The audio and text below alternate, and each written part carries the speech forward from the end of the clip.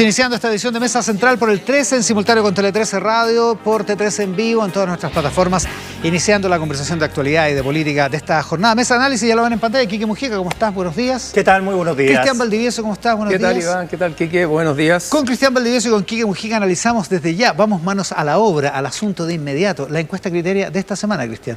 Sí, que por primera vez la sacamos justo después del debate, o sea, una encuesta muy post-debate. Claro, o sea, el trabajo de campo es... Solo el día jueves. El jueves 11 Solo de el día septiembre, jueves, claro. sí. Está bueno. Nos ahorcamos un poquitito, pero bueno, ese es el trabajo de campo. Había tuvieron que transpirar la gota gorda, pero salió. Salió. Partamos por las láminas de la encuesta Criteria, las que revisamos habitualmente. Pensando en el futuro, ¿quién te gustaría que fuera el próximo presidente o presidenta de Chile después de Gabriel Boric? Y ahí está, Janet Jara esta semana lidera con 28%, 2 menos, eso sí, 2 puntos porcentuales menos. También baja 1 punto porcentual José Antonio Kast, que queda con 27, baja 3 Evelyn Matei, de 16 a 13. Johannes Kaiser sube de 7 a 8, Franco Parisi se mantiene en 6. Harold May Nichols marca por primera vez, no marcaba, ahora marca 2. Primera vez que marca, claro. Eso es lo marca llamativo. sobre 2, digamos. Sobre 2, sí. Y 2 también queda con Marco Enríquez Ominami. Sí. Revisamos la siguiente lámina.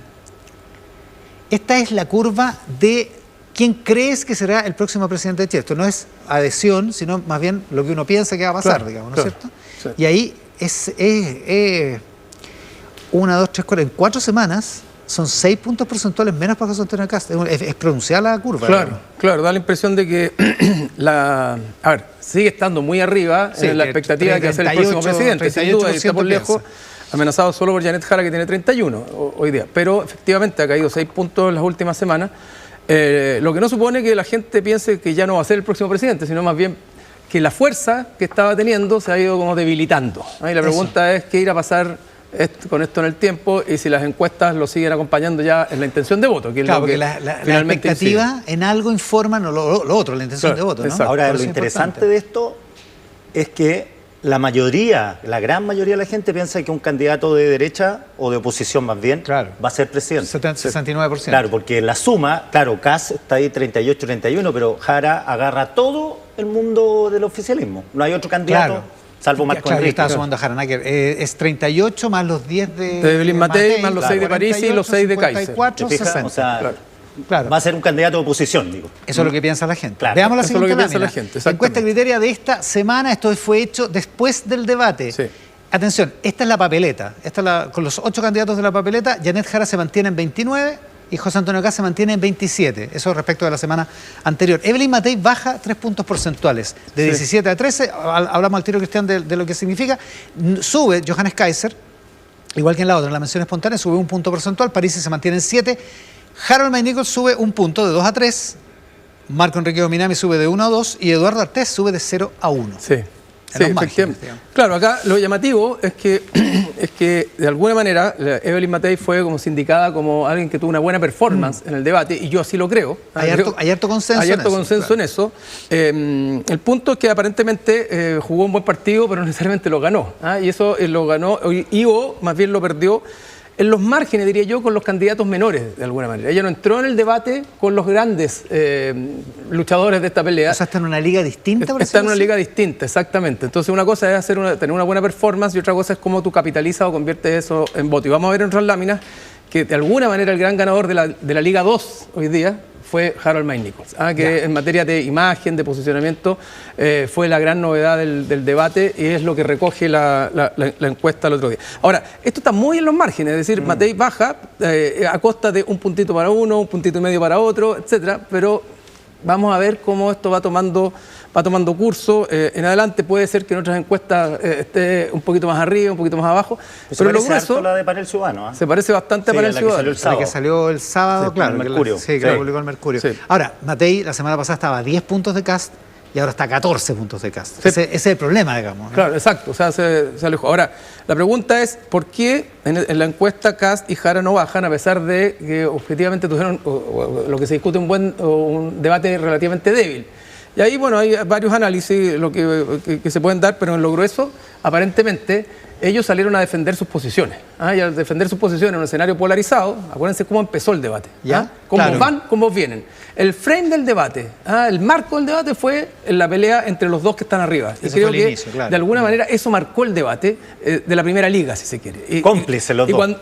Y cuando Jara le golpea de entrada a Kast y Kast golpea de entrada a Jara, lo que hacen es ponerse un techo bajo, pero asegurar sus propias bases. ¿Ya? Y por eso no bajan nada. Y por eso no bajan nada, pero también dejan de subir, y particularmente Jara, que tiene que subir, se le afecta esa dificultad. Y por otro lado, quedó un debate donde había otra liga, los que estaban abajo, que no estaban desafiando a los grandes. Y en esa liga, el más notorio, el más llamativo, fue aparentemente Harold Mike Nichols. Lo vamos a ver en la siguiente lámina. Miremos más entrega de esto. Estos son los escenarios de segunda vuelta para distintas posibilidades. José Antonio Kast y Janet Jara, 46 para Kast, 35 para Jara, 19 nulos o blancos.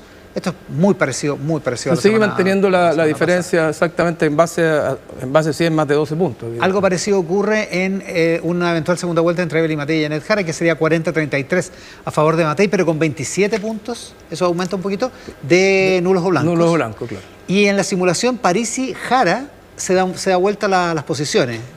Bueno, antes la semana pasada estaban empatados en 36 y ahora Franco Parisi aparece con 35. No, la semana anterior estaba Parisi en 28, ahora está en 31. Perdón, estaba leyendo la y Janet Jara está en 34. Tienes toda la razón. Se acercan de alguna manera. De 31 a 34 y se mantiene muy alto el nulo blanco en ese caso. Se mantiene muy alto el nulo blanco, que es 35%. Toda la razón. Ya, esos son los escenarios de segunda vuelta. Y interesante que medimos a Johannes Kaiser también con Janet Jara. ¿Ya? Y lo que muestra es que es muy parecido a la posición que tiene Parisi con Janet Jara. Es decir, Jara le estaría ganando en el margen, pero le estaría ganando también a Johannes Kaiser. 36 a 34. 36 a 34. Con 30% de nulos o blancos. O sea, los dos candidatos que hoy día efectivamente, de acuerdo a la encuesta, le están ganando con claridad a Janet Jara en la derecha son José Antonio Kast y Evelyn Matei. Claro, ese es el resultado de estas simulaciones de segunda vuelta. Siguiente lámina. Imagen, esto es interesante, la imagen de las figuras políticas presidenciales. La pregunta es, ¿cuál es tu opinión respecto a los siguientes personajes políticos? Y graficamos la respuesta buena o muy buena, ¿cierto? Exactamente. Ahí, José Antonio Kast. Mala, muy mala, ni buena ni mala, buena y muy buena. Buena, muy buena. Esta es la gráfica de buena, muy buena. La José Antonio Kast, 41. Tenía 42, o sea, no creció. Es lo mismo, no creció, pero se mantiene. Evelyn Matei se mantiene igual, 36. Claro, lo que te demuestra que, pese a bajar en la papeleta, no es que haya afectado su imagen, de alguna manera, el debate. Claro. Pero bajó en la papeleta, comida, es una buena noticia. Porque le quitaron puntos a algunos candidatos. 35, igualito que la semana pasada. Janet Jara, muy sólido la imagen positiva. Y aquí empieza. Johannes Kaiser sube de 28 a 32 y en 2 semanas sube 6 puntos porcentuales. Exacto. O sea, claramente, si es que toda la causalidad está asociada con el debate, para Kaiser fue un buen debate. Claro. Si es que toda la causalidad respecto del alza está asociada con el debate. Claro, lo que no significa que sea lo único. Es que cuando miras en la siguiente, que es la de Harold Mike Nichols, da la impresión... Para mí esta es la lámina más elocuente para describir lo que pasó en el debate. Lo que pasó en el debate, cómo se quedó la gente. Porque no preguntamos por el debate, solo pasó nada más. Imagen. Y en la semana no pasó nada que uno dijera, Mike Nichols sumó al debate una entrevista buena, alguna proposición, nada. Y pasa de 20 puntos de evaluación positiva o muy positiva a 31 puntos. Y mucha gente lo conoció ahí, ¿o no? Claro, para él fue una tremenda instancia, porque lo conocieron, además tuvo un buen desempeño, fue un candidato distinto al resto y por lo tanto su imagen quedó instalada arriba. Ahora, de hecho, está citado en la prensa de hoy que esa noche, lo mostró Chilevisión después del debate, el que más búsqueda en Google concentró fue Mike Nichols. Está bueno ese dato. Claro, de hecho, yo creo que da la impresión de que él tuvo una muy buena performance, como que le cayó bien a la gente. Se hizo conocido y fue simpático. Y eso es una muy buena performance, es decir, porque tú puedes aumentar conocimiento pero caer mal. Acá aparentemente aumentó conocimiento y además con buena imagen positiva. Ahora, eso no se convierte inmediatamente en votos, pero ya apareció espontáneamente con un 2%, es decir, no aparecía antes. Entonces, claro, o sea, algo pasó, se le movieron los números. Claro, pero también hay que ser preciso con este espejismo de la moderación. Porque aquí los candidatos son como el monito mayor. Pues, hoy Mike Nichols estuvo moderado, le fue bien. Vamos todos a moderarnos. Y no es necesariamente moderación significa voto a favor, sino que es más bien es una adhesión al estilo, pero la capacidad de gestión, la capacidad de equipo es otro tema. Sí, en ese sentido hay una columna muy interesante en el Mercurio de hoy de Juan Ignacio Brito, precisamente sobre eso, sobre impostar la moderación. Y la imagen positiva tampoco es correlaciona necesariamente con la intención de voto. Yo puedo tener muy buena imagen de ustedes dos, Y no votaría por no nosotros. sé si los votaría para presidente, con todo respeto. Sensatos. Ahora, en el caso nuestro, sensatos. No lo haga. Efectivamente, el primer paso para empezar a crecer en intención de voto es mejorar tu imagen, evidentemente. Franco Parisi sube 3 puntos porcentuales en imagen buena o muy buena, en imagen positiva, de 21 a 24.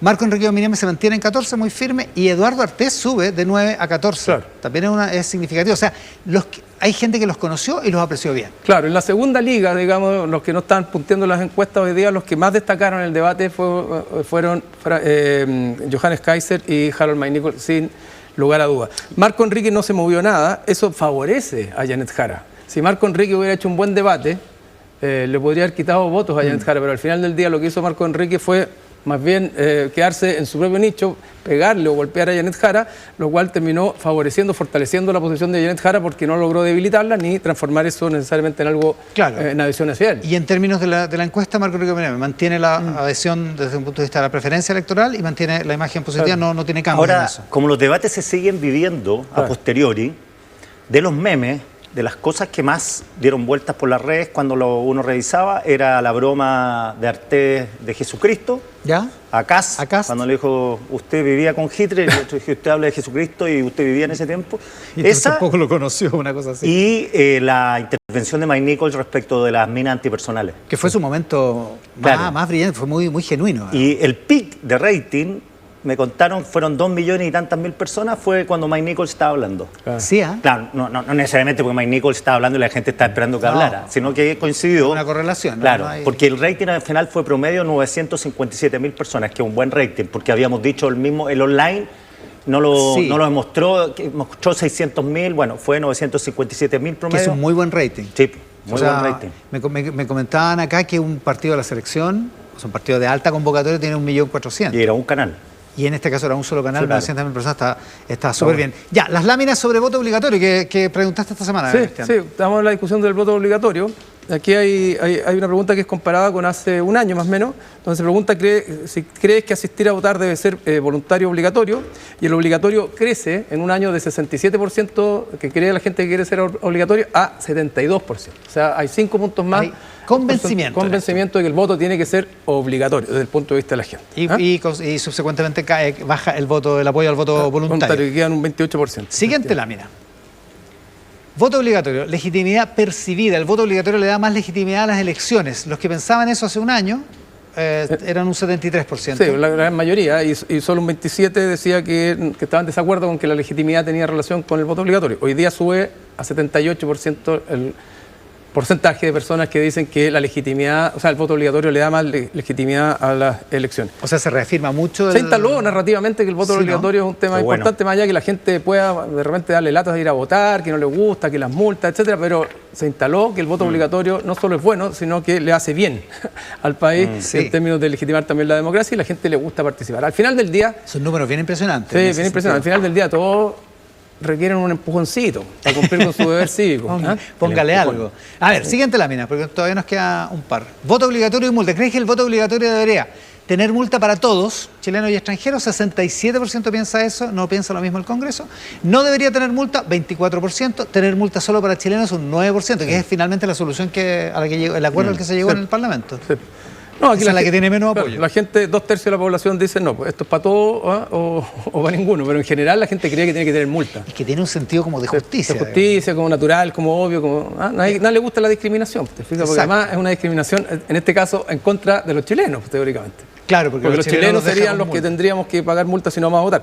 Pero la idea de la multa está instalada muy fuerte. Y esa es una señal muy fuerte al Congreso porque, digámoslo directamente, o sea, estamos a 2 meses de la elección y que todavía no se sepa cuál es la multa que va a haber para el voto. Es bananero, totalmente bananero. Es absurdo, absurdo. Totalmente. Sí. Porque además el proceso ya partió. Sí. Si el proceso partió con las primarias del oficialismo. Evidente, claro. Que eran legales. El 29 de junio. Sí, y con la campaña de eso. O sea, ni siquiera es que estamos cerca de la elección, ya estamos dentro del proceso electoral y todavía no sabemos si la gente... Claro, y además uno dice, oye, pero esto va a tener una repercusión, sí, pero se va a saber la norma, ya iba a pasar colado, ya va a estar todo bien. Pero fíjate que hay otras cosas que no se han discutido y que tienen impacto. Por ejemplo, que los candidatos independientes hayan tenido que reunir 35.000 firmas. Eso tenía que ver con la cantidad de votación de las elecciones anteriores. De la elección de pero ahora anterior. la votación es con voto obligatorio. Claro. Entonces, ¿Es razonable que con 35.000 firmas, hoy día, viendo los impactos que tienen las redes sociales, tú puedas estar sentado o parado en un panel de discusión como candidato presidencial? Es un buen punto. Vamos a llegar a 20 candidatos el día de mañana. Pero tendríamos que haberlo discutido hace como 2 años. Por eso te digo que uno dice, no, mira, bueno, si la discusión de la multa se va a dar y ya, y vamos a pasar. El punto es que hay otras cosas que van quedando en el camino y que de repente tienen impacto. Oye, nos queda una lámina más para que cerremos la encuesta. Voto obligatorio y multa. ¿Crees que el voto obligatorio, esto es el 67% que cree que el voto tendría que ser igual para chilenos, o sea, con multa para chilenos y extranjeros? ¿Cómo está desagregado por bloque político? ¿El 67% de la gente a la izquierda piensa eso? Todos los sectores políticos o todas las identidades políticas están mayoritariamente de acuerdo con que el voto tiene que ser con multa para chilenos como extranjeros. Incluso uno podría haber pensado que la izquierda, porque teóricamente se dice que puede favorecer el voto.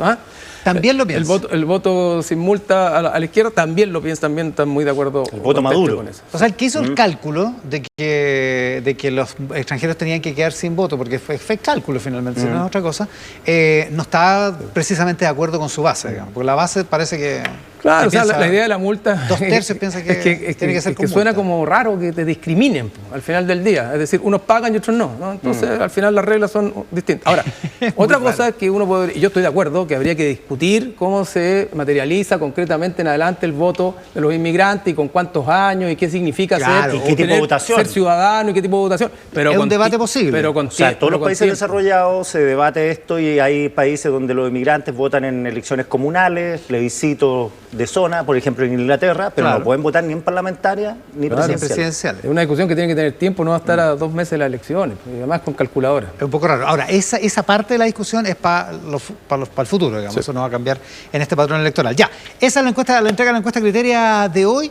Ya, démosle una vuelta de nuevo, perdona, a por qué crees que Matei no capitaliza esto que es prácticamente consensuado de que tuvo un buen debate. A ver, quizás logra capitalizar en otras encuestas en el margen, algo de ese estilo, pero lo que es evidente es que, desde mi punto de vista, que ella logra un nuevo tono, logra un nuevo relato, o apuesta a un nuevo relato. Eso por una parte, a lo mejor era inevitable, porque ella no estaba performando bien en las encuestas. Por una parte puede generar cierta incertidumbre en el electorado, y por otra es como, vamos viendo. Entonces genera una suerte de duda. Y lo otro es que ella tuvo momentos muy protagónicos, pero no fue la protagonista del debate. Lo que aparentemente fue el protagonismo acá fue Harold Maynichol, ¿te fijas? Mira. Entonces creo que hay que analizar esto en la dimensión general, en lo sistémico. La gran discusión fue los que van arriba. Los que están arriba defendieron posiciones para no caer, ¿verdad? No capitalizaron, pero para no caer. Y después la segunda liga, el más protagónico fue, Harold Maynichol. ¿Te fijas? Y ella como y en segundo lugar Johannes Kaiser, claro. Probablemente que también. Lo que no significa que no haya hecho un buen debate. A veces tú juegas un muy buen partido, pero no necesariamente lo ganas, porque estás probando un nuevo equipo y a lo mejor una nueva estrategia. Pues, claro. La pregunta es si esa nueva estrategia va a lograr asentarse en adelante. Yo creo que en la medida que ella logre ponerle más condimento y más propuestas a esta nueva estrategia, creo que puede empezar a rendirle. Porque en Chile Vamos estaban contentos. Chile Vamos estaban contentos. El jueves bien estaban contentos. Estaban contentos. A ver, hay un tema aquí que puede estar dando vuelta dentro de Republicano, es si Kaiser crece, ¿a quién le come? ¿A quién le afecta? Claro, porque uno puede suponer que Kaiser le quita a Kass, por más auténtico, y eso puede favorecer indirectamente a Matei. Sí. O sea, Matei puede ganar sin ganar, en el fondo. Claro. Si Kaiser, claro, le empieza a sacar... Hay 2 debates más en Anatel, el 10 de noviembre y el 9 de diciembre. O sea, uno para la primera vuelta, uno para la segunda vuelta. Exactamente. Esos son en cadena, digamos. Todos los canales. El 10 de noviembre va a ser la próxima, yo creo que gran salto los de la radio. ¿Qué es la semana de la elección? Claro, el lunes antes de la elección. ¿Y de canales individuales no hay más? Puede ser que haya. Puede ser que haya. Sí. Porque lo que estamos viendo es que los debates generan cosas, generan movimiento. La gente se está entusiasmando con la elección. Sí, no, prácticamente seguro que va a haber. Oye, y otra cosa que quería es... Hay movimiento. Claro, si Jara... Perdona, ahí está el de la Archi también. El de la Archi, claro. Radio, también que lo diferencio porque no lo transmiten por televisión. O sea, son públicos masivos, pero no por televisión abierta, pero a esta altura se transmite todo por... No, digo también que si en el público de derecha más dura, si Jara ya no es la amenaza que en algún momento fue, porque... El cruce entre, si uno revisa la encuesta, es totalmente junto, va creciendo Jara, creciendo Kass, bajando Kaiser y bajando Matei. Entonces muchos lo atribuyen a que, ante el pavor de la comunista que estaba marcando bien, ¿quién es el mejor para competir contra ella? Kast. Ya. Pero si se atenúa el miedo a que ella salga, porque en todas las encuestas de segunda vuelta le pasan por arriba, claro, uno podría empezar, mira, ya también podría votar por Kaiser, porque no me estoy jugando en el voto en la primera vuelta. Podría pasar eso, claro. Claro. O podría votar por Matei también.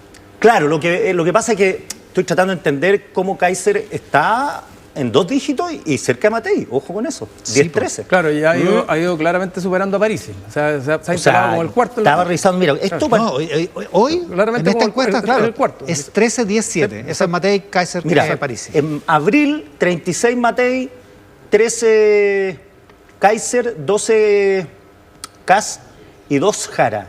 Ese era el panorama, en abril. Y esto cambia justo entre el 6 de junio y el 19 de junio. ¿Qué pasa ahí? Primaria, Jara empieza a subir y empieza a subir, van de la mano los dos y empiezan a bajar los otros dos. Y empieza a subir Kast, claro. También en esa misma Entonces época. uno tiene cierta plausibilidad de decir, bueno, la gente eligió el candidato que podía derrotar a Jara. Y el electo fue José Antonio Kast. Ahora, hay un tema. Yo creo que es evidente que Yanez Jara tiene una alta posibilidad de pasar a la segunda vuelta. No ha seguido creciendo, ni ha capitalizado más. Más bien está estancada, incluso la baja. Pero es muy probable que pase a la segunda vuelta porque no tiene a nadie que le amenace el electorado. Y Marco Enrique, aparentemente, que quiere ir a sacarle votos. Es que Marco Enrique tendría que haberle amenazado. No tiene claridad respecto de cómo sacarle votos. Es más, cuando Marco Enrique le dice durante todo el debate, ministra, ¿qué es lo que le está diciendo? Usted es dueña del 30%. Claro. Usted es dueña del 30%. Usted es de gobierno. Claro, le dice usted del gobierno, claro, usted la continuará del gobierno, pero es dueña de ese. Es dueña del 30%, exactamente. Y yo no. Y yo no. Entonces tú te fijas que Marco no lo está amenazando. Hay una entrevista, muy buena entrevista de Fernanda Paul en Sí, DF+, eso te iba a mencionar, de Marco DF+, hoy Enrique día. y le vuelve a ser ministro en la entrevista. No, y dice, yo soy candidato, ella tiene que hacerse cargo que es la candidata del gobierno, Exacto. con todos los errores que hay. No puede no hacerse cargo Claro, de las cosas malas de este gobierno. Claro. Pero es raro el posicionamiento, porque Marco dice, soy un candidato, el concepto que él inventó, que es un candidato de mediación, que por la entrevista lo que entiendo es que es un presidente de mediación, que es un presidente que va a mediar entre bloques políticos para hacerse de una mayoría parlamentaria. Eso es lo que le entendí en la entrevista. Fíjate que entre la mediación y la emergencia de Kast, la verdad que la gente no quiere que nadie medie, quiere que resuelvan los problemas. Lo que pasa es que es mucho más concreto, Es mucho más emergencia complejo. que mediación. Y yo no digamos. sé cuánto hoy, después de toda la historia de Marco Enríquez, cuánto confía la gente de izquierda en él. Claro, y esa es la duda que tengo. Es que a eso iba, ese es el punto. Esto de ser de mediación, y él dice, si el Partido Humanista saca, digamos, 15 diputados, yo voy a ir y voy a negociar con el Partido Humanista para armar una bancada que me apoye en mis proyectos. Ese es más o menos el diseño. Pero eso se ve un poco difícil, inverosímil, no es un relato que tenga mucha atracción en la sociedad. Ahora, yo rescataría que la buena performance de Mike Nichols vino asociada con una nueva forma de estar, de alguna manera, o de habitar la candidatura, que tiene más que ver con la lógica de algo más pausado, más tranquilo, menos estridente y menos polarizante. Yo creo que ahí hay algo que a lo mejor él no lo va a lograr capitalizar en esta elección, pero que otras candidaturas, quizá Matei u otras, pueden empezar a capitalizar o adueñarse de esa tecla, que tiene que ver más bien con ponerle un poco más de humanidad, ponerle más sensatez y tampoco estar buscando el gobierno en contra de otros, con tanta fuerza y con tanta polaridad, porque eso también te genera un clima de crispación para cuando empiezas a gobernar después. Claro, pues te tiene que salir bien el personaje, porque no pueden aparecer alguna hora como moderados cuando no lo han sido y por eso tienen los votos que tienen. Sí. Entonces ir a lo que dice Brito en la columna tiene cierto sentido en que la impostura molesta. Finalmente decepciona. Sí, pues molesta. Claro, ese es el argumento de Juan Ignacio claro. El Mercurio no es una impostura, pues no, es una novedad. O sea, tú lo veis en la calle, yo lo he entrevistado igual como lo entrevistaste ahí. Y su gran momento fue el de la humanidad. Sí. Pongamos la humanidad a esto, cuando habla, porque habla de la guata. ¿Sabéis que yo he visto, cabros chicos, mutilados por la mina antipersonal? Ese es su momento, ¿no? Cuando le contraría a París. Y lo interesante es que va contra la intuición. Pues te fijas, mientras todos están diciendo más minas antipersonales, más pistolas, más violencia, más defensa personal, él dice, sí, pero hay que poner la humanidad a esto no anda por otro lado. Y no por los votos. Exactamente. Ahora el que vive capturado en La Pintana por los delincuentes, no sé si están de acuerdo con Mike Nichols. Ese es el problema. Yo creo que esa es la tecla que le faltó tocar de mejor manera a Matei, que es decir, una cosa es poner poner esperanza, y otra, hablar de la esperanza, hablar de que Chile es un país que tiene mucha oportunidad, y otra es cómo lo voy a hacer. Yo creo que ahí le faltó ponerle más materialidad a la persona que está angustiada. ¿Cómo voy a...? Acordémonos que la semana anterior a ella le había ido bien. ¿Y qué es lo que le había hecho? Había hablado de la creación de empleo, había hablado de Chile, un país de propietarios, yo te pongo el pie para que puedas acceder a la vivienda, o sea, cosas mucho más concretas. Entonces, el debate, creo que ella pone un nuevo relato, pero ese relato tiene que cuajar, tiene que encarnarse y tiene que habitar en propuestas muy concretas para que la gente diga, ah, me hace sentido, porque si no puede quedar en algo muy abstracto. Y segundo, es evidente que además ella tiene que ir a por los votos de los que están arriba. Y ella no desafió claramente en el debate, intentó un posicionamiento distinto. Le pegó a París. A París se le dio duro. A París se le dio duro. Sí, pero cuando él la atacó. Pero claro. Y París no va arriba. Porque ella aprovechó el momento. Y lo que sí que fue un buen momento para ella, es con Kast.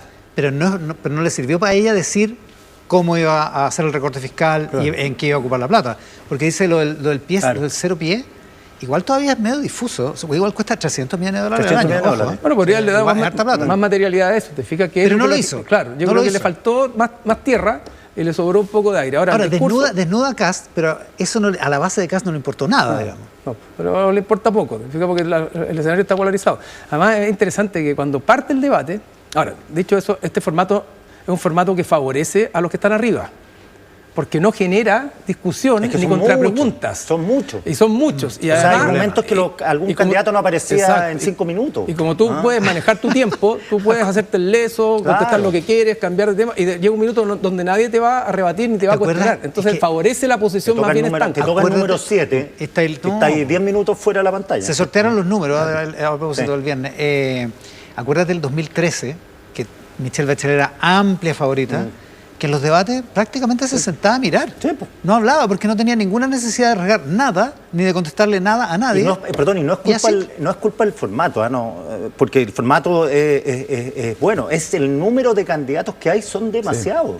Sí, ahora... En Estados Unidos lo resuelven con una base, o sea, con un piso de encuestas base, digamos. Claro, que son básicamente las primarias.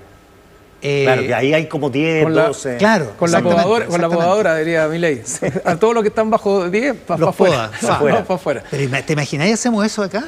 No puedo. Ahora tiene cierta lógica. Pero tiene sentido. Ahora, es un formato donde los periodistas tienen un rol bastante secundario y no son capaces o no tienen la posibilidad de entrar a preguntarle, a cuestionar y a trabajar con más información a los incumbentes y a los candidatos. Y eso favorece que las posiciones las posiciones de los que van arriba permanezcan estancas porque pueden manejar el debate. Dicho eso, también es cierto que el formato permitía que tú entraras primero si querías a conversar o a proponer tus temas. Y lo que pasó es que los que se tomaron el debate fueron los dos que están arriba. Ahora, la noticia política del fin de semana, del viernes en particular, la de sentencia del Tribunal Calificador de Elecciones que deja fuera a Daniel Jadwe.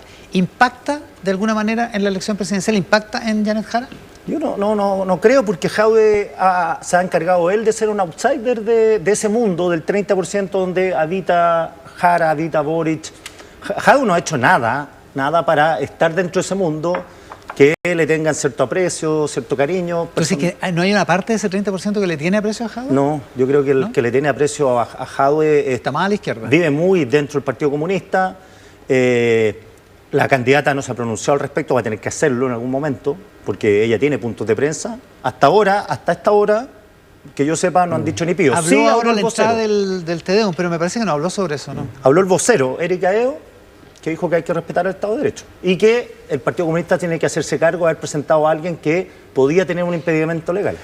Yo creo que no tiene un impacto mayor, pero le hace difícil a Janet Jara la búsqueda de ampliarse un poco más hacia el centro, de poner temas concretos de campaña, de hablar de su relato, de sus propuestas, de qué es lo que quiere para Chile, porque la lleva nuevamente a tener que responder respecto de qué pasó con Daniel Jadwe, cuáles son los problemas de Daniel Jadwe, y además el partido se enreda.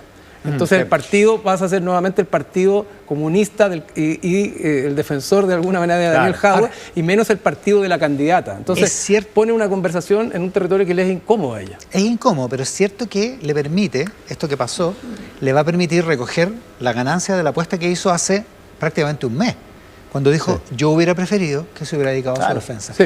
A propósito, me dice Daniel Labarca, nuestro editor, que fue lo que dijo ahora a la entrada del Tedeum ecuménico. Yo siempre dije que era mejor que se dedicara a su defensa. Claro, Yo creo que esa es la cuña- incluso esa cuña que ella tiene puede que ganar manejarse. algo de voto. Para el Partido Comunista es jodido. Esto estábamos analizando con Daniel antes de Daniel Abarca, nuestro editor de política y editor de Hoy en Mesa Central. La votación del Partido Comunista el 2017, esto es en orden de magnitud, no son los números precisos, pero Carlos Cariola sacó como 50.000 votos, Boris Barrera, que es el otro diputado comunista del distrito, algo así como 3.000. Arrastrado. 3.500. Salió arrastrado. Salió arrastrado. Y en el 2021, con la enorme votación de Maite Orsini, que fue significativa, sacaron 4 diputados, pero Carol Cariola sacó 75.000 votos, algo así. Y Boris Barrera subió a 7.000. Ahora iba Boris Barrera con Jadwe. Ahora va a quedar solo en el subpacto del Partido Comunista y esa es su performance electoral. Es muy complicado el asunto para el Partido Comunista. Se entiende que hay un voto comunista que podría traspasarse a Boris Barrera, que va a ser su único candidato. La pregunta es ¿cuánto? Claro. No, a ver, yo tengo la impresión de que el Partido Comunista tiene que lamerse la herida rápido para no enredar a su candidata, porque ella efectivamente tiene una buena cuña y una buena salida. Yo siempre dije que, pero si el Partido Comunista, que el partido de la candidata, sigue enredado en esto, le va a costar mucho sacarse de alguna manera este poncho de que están más preocupados de los temas del partido, que son el Partido Comunista, más que de agrandar o extender la alianza de gobierno, Pero que es lo que ella ha Perdona, intentado. justo cuando había habido una tregua, o sea, ahí mismo, para donde está Cristian, Juan Andrés Lagos la semana pasada, lo que hizo fue notificar que el Partido Comunista estaba 100% en la candidatura. Claro, Sí. pero O sea, yo digo... dijo que hasta el programa lo representaba. Po. Sí, pero la Sí, postura, po. oye, la postura, creo, vamos a dilucidar la postura del Partido Comunista, es si va a escalar el tema de Jadwe ante la Corte Interamericana de Derechos Humanos y todo eso, Claro. o zanja acá Exacto. y calla. Yo- Si ellos escalan esto, para la candidata va a hacer todos los debates, preguntarle, ¿usted está Porque de acuerdo siempre con la que su pregunta. partido Exacto. esté defendiendo a Jadwe? Y ella va a decir, yo prefiero que esté defendiéndose legalmente. O sea, ¿usted preferiría no tener a Jadwe en la papelera? Entonces, digo, vamos a ver qué hace el Partido Comunista en las próximas horas, si la escala o no la escala. Claro, si la escala la va a complicar. Y lo otro que hay que ir mirando acá es hasta dónde este pequeño desgrane que ha habido del socialismo democrático tiene algo más de estructural respecto a la campaña, que no es la campaña directamente, pero tiene que ver con Mario Marcel, que sale del gobierno, a razón atendible y nadie lo va a criticar, pero salió del gobierno. Ahora Francisco Vidal, que renuncia. Lautaro Carmona lo criticó. Que, pero bueno. y por algo lo critica, ahora Francisco Vidal que renuncia. Después del debate yo no vi vocerías del socialismo democrático, vi que la que más hablaba en nombre de Janet Jara era Bárbara Figueroa, Bárbara Figueroa, que Alejandra Sepúlveda, Tomás Hirsch, efectivamente. Tomás Hirsch, Claro. y Tomás Hirsch, que vino a radio contigo el día después del debate. Y Erika Edo, Ahora, de la Erika ADC. Edo, sí, Erika, que es de la ADC. Ojo, Pero no he porque... visto a Ricardo Lagos no, Weber, es que después de que... es que está en Madrid, Bueno, estaba en el Chile Day en Madrid. todo habla, todo comunica, todo How comunica. convenient. Oye, el adelanto de la prensa dominical de anoche nos sorprende y hoy ya se publica en papel. Es la tercera, la entrevista que varios medios de comunicación andaban buscando, por cierto, con Manuel Monsalve, que no había dado una entrevista desde que se fue, desde antes de irse de la Subsecretaría del Interior. Gloria Faúndez lo entrevista, una entrevista larga. Acierto periodístico. No, un acierto, sin duda. Muy bueno. Felicitaciones a la Sí. gente de la tercera. Está bien la entrevista, también las preguntas. A mí lo que... Hay cosas que ya sabemos, este caso sí que ha tenido filtraciones y hemos conocido. Sí me llama la atención, entre otras cosas, que Monsalve siga insistiendo con el tema del envenenamiento, por decirlo de alguna manera. Del blackout. Claro, el blackout, que lo atribuye, dice, mi sospecha era la posibilidad de ser drogado. Entonces le pregunta a la Gloria, ¿cómo le hace tener esta sospecha? Bueno, ¿cómo perdimos la memoria? ¿Por qué el mozo que dice que no estaba, estaba? Después dice ¿por qué la fiscalía, dice él, no ha investigado esta posibilidad? Yo lo encuentro de suma gravedad en la tesis, porque quiere decir que alguien se confabuló para envenenar o, ¿cómo se dice?, o drogar Ya. al subsecretario del Interior del Gobierno de Chile. Que- Ese alguien... Que era el encargado de la seguridad. Ya, ese alguien tenía información de inteligencia para saber que el personaje en cuestión, Monsalve, iba a llegar al restaurante a esa hora, con esa persona, y que iba a estar el pisco sour ahí con la burundanga tanga, no sé cómo se llama eso. Entonces, claro. Es muy extraña la idea. Es medio inverosímil. No, y además atenta contra la seguridad nacional, que un subsecretario de Interior a cargo de la delincuencia puede ser envenenado en un restaurante del centro de... Y le preguntan en la entrevista, le pregunta a Gloria Faundes, oiga, usted andaba por el centro de Santiago en la noche y dice, solo lo puedo atribuir a este estado de inconsciencia, claro. de juicio nublado, digamos. Está borrado. En la entrevista da la impresión de que Monsalve asume un solo error, que es haber sido irresponsable en distintas materias. Irresponsable, pero no haber cometido un delito. Irresponsable en salir con una subalterna, claramente, me equivoqué. Tomar más de la algo cuenta. Irresponsable en haber salido un fin de semana, que era el fin de semana de más preocupación por materia de seguridad. Algo irresponsable en haberme tomado un trago, pero además me envenenaron y no me acuerdo. O sea, me pusieron algo y no me acuerdo. Pero no asume, y obviamente no lo va a asumir, nada en relación a que haya cometido un delito. Y da la impresión de que su defensa se va a articular en torno a lo que ella dice, lo que dice la denunciante y versus lo que digo yo y cuáles son las pruebas para comprobar una cosa u otra. Claro, de hecho, yo creo que él aparentemente está apostando que no van a haber pruebas. Claro, y algo insinúa sobre las biografías de cada uno. Eso te iba a decir. Que van a estar aquí, como no hay pruebas de lo que ocurrió en esa pieza del hotel. Entonces, como que, y por eso lo que tú mencionabas fuera de que estábamos conversando, cuando él le da validez a las gestiones que hizo su abogado cuando circuló un video de la denunciante con un personaje, o sea, que era su pareja. Querían que circulara, digamos. Quería que circulara en el video y entiendo que se lo anduvieron ofreciendo a la televisión, donde aparecían unas relaciones íntimas de la denunciante con este personaje. Entonces, claro, una persona que había tenido una relación con la denunciante, que tenía un video, tenía un amigo, los dos fueron a ofrecerlo a televisión, no lo compraron. Claro. Y el abogado Víctor Providel, que es el abogado de Monsalve, pidió unos teléfonos, hizo algunas gestiones. Parece que entregó un teléfono para que esta persona siguiera en ese contacto. Esto no ha pasado nada, los videos no se conocen y aparentemente son desdorosos para la denunciante. Claro, pero te fijas que ahí hay un intento de decir, bueno, ahí está el relato de ella y de hecho, su relato se condice con su biografía. La respuesta de Monsalve es: tengo plena confianza en mi abogado, en su trayectoria. La acusación que le hizo la querellante, porque acusaron a Víctor Providel. Claro. ¿Te acuerdas que Marielena Santibáñez, la abogada de la denunciante, presentó una denuncia por esto contra Providel ante la Defensoría Pública? Dice, tenía como fin sacarlo de mi defensa. Las personas que hablaron con él, esto es lo importante porque esto es nuevo, tenían antecedentes que la defensa considera relevantes. Yo hasta ahora no sabía que la defensa consideraba relevantes para esta causa estos antecedentes. Claro. Porque se refieren a los antecedentes de la denunciante. Exacto. Que es su biografía, su estilo de vida. Para decirlo en concreto, los videos. Claro. Los videos son, según Monsalve, relevantes, según la defensa. Eso es nuevo. Se pidió citar a declarar a estas personas. Yo tampoco sabía. Hay una causa contra estas personas. Hay una causa, hay un proceso contra esta gente. La fiscalía les abrió una causa. No, yo no sabía que habían sido citados o que la defensa había pedido. Exacto, por haberla grabado. Y tampoco sabíamos que Monsalve, él le da un valor importante al testimonio de esos personajes que tenían el video. Sí, porque dice... Lo releva. Y se pidió citar a declarar, no por los antecedentes de la vida privada de las personas, o sea, esto no es un problema de vida privada, dice Monsalve, sino por aquellos datos que son relevantes para una causa donde la credibilidad es clave. Pero sí, ahí... Eso es nuevo. En ese mundo me parece totalmente nuevo. En ese mundo lo van a jugar. ¿Usted me cree a mí? O sea, perdón, usted es justicia. Exacto, me cree a mí. Mi verdad o la de ella. Porque, insisto, porque más allá de las percepciones que puede tener, pruebas sobre lo que pasó en esa pieza no hay. Salvo los testimonios de uno y el otro. No hay.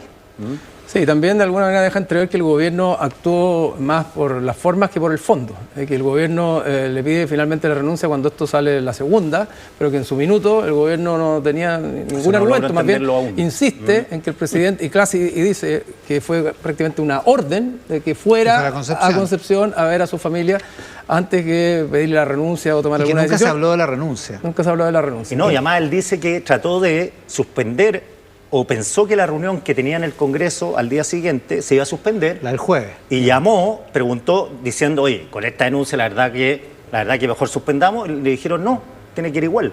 Por eso nadie entiende que... Así explica que con la denuncia ya conocida por el presidente, la ministra del Interior, Monsalve hubiera estado hablando como si fuese nada frente a los parlamentarios. De hecho, da una imagen diciendo, yo en cualquier momento creí que había que suspender esto porque los tipos le iban a empezar a llegar a los parlamentarios. algunos le de los parlamentarios le muestra la imagen a la ministra. Claro, y que algunos de los parlamentarios le iban a preguntar de qué se trata esto, y que ahí la sesión se iba al tacho. Claro. Pero es interesante el punto porque revela que el presidente, igual es raro que Monsalve lo diga, pero bueno, pero está defendiéndose.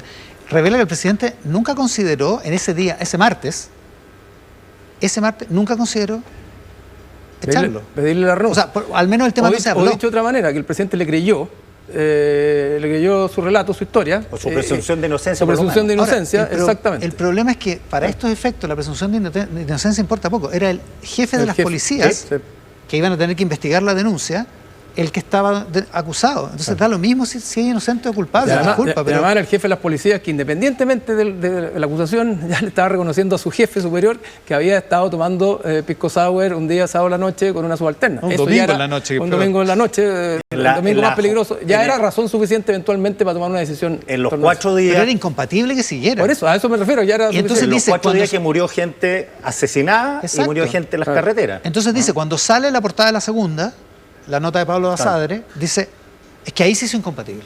Entonces, ¿Monsalve y el gobierno consideran que se hizo incompatible porque salió en la segunda? Claro. Sí, pues es raro eso.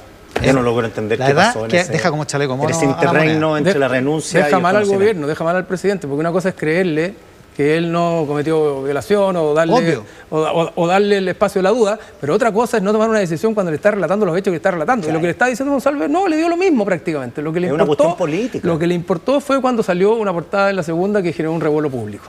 Ahora sí que te tenéis que ir. Ahora tenéis que ir, pero por el revuelo público. Pero podía estar defendiendo el presupuesto de la subsecretaría en el Congreso. Me acuerdo en ese momento, mientras Monsalve hablaba, los periodistas estaban afuera.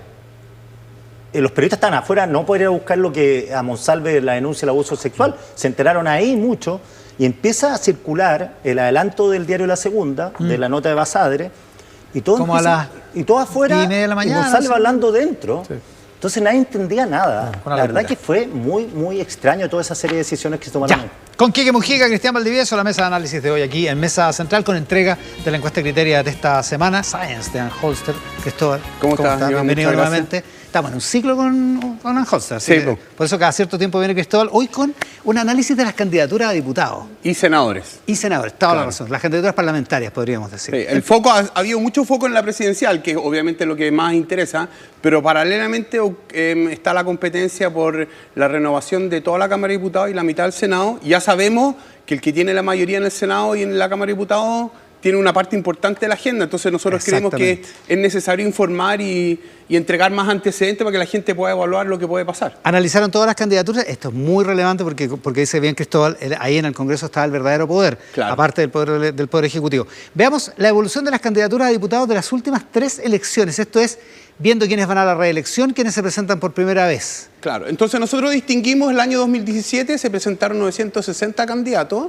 de los cuales 83 iban a la reelección. Esto en diputados, esto es un poquito más de la mitad, claro, de la Cámara. Hay 155 diputados y por lo tanto esto es un poquito más de la mitad, y nosotros consignamos también quiénes son los que van por primera vez. Tenemos una plataforma nuevo electoral donde tenemos toda la historial de los candidatos, y entonces el que no aparece va a candidato por primera vez. Y en ese caso son 424, que no suma 960. No, porque están los que ya tienen alguna experiencia, fueron a concejales, claro, o fueron antes a diputados, entonces por eso no suma a los 960. Y el 2017 eran 83 los que iban a la reelección, claro, el 2021 84. 84, subió la cantidad de candidatos a 1256, ¿no es cierto? Mucho claro más. Y este año bajó la cantidad, pero subió la cantidad de candidatos que iban a la reelección. 114 de 155, el 75%. Pero eso es mucho. Sí, es mucho. ¿Y por qué esto es relevante?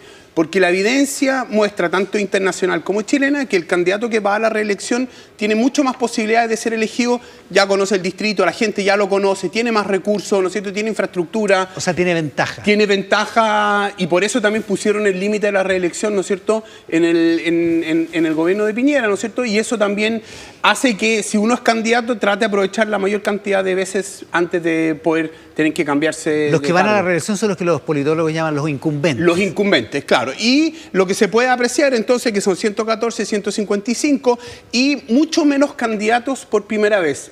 ojo que con esto también es porque tuvimos un ciclo muy importante de elección entre el 21 y el 25. Sí, pues, todos los Dos años. procesos constitucionales, ¿no es cierto?, con ciertas inhabilidades, y la elección de candidatos de concejales y alcaldes y gobernadores, Claro. y core el 24, ¿no es cierto? Y eso contando solo los que elegían cargos, digamos, Claro. porque además están los plebiscitos y todo eso. Exactamente. Ya, siguiente lámina de este estudio de Anholzer con Cristóbal Uneus.